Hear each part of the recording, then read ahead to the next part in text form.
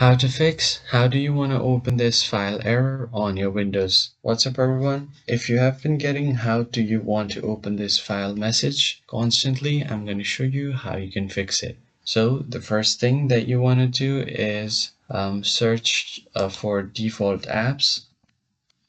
Once you search for it, it will open up your settings and take you through your default apps. So you have to make sure that your default browser is Google Chrome. So just find Google Chrome on your app list, and at the top you will see an option to set it as default. So make sure to set it as default. So just click right here.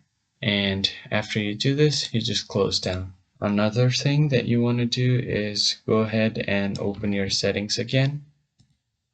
And once your settings is open, go ahead and click on apps, and then from here click on installed apps or default apps. So just click on default apps. It will take you to the same page where you will have to scroll down and find Microsoft Store. So you just want to make sure that this Microsoft Store is also set as default. Alright, so once you have done all of this, all you want to do is again go on your search bar and search for registry editor. Click run this as your administrator.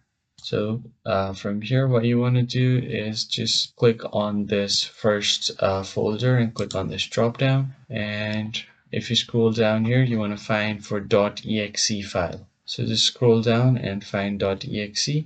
Click on the default type and make sure that the value data is exe file. Click on OK. Now if you scroll down, you will have to find another folder. Now you will have to scroll down again and find the exe file folder. So just find it right here, exe file. It will be somewhere right here. So just expand this. Go ahead and expand your shell option and click on it. Then click on default, and here on your shell's default, just click on open, click on command, and click on default. Here it should be %1%. So make sure that your value data is set to this one.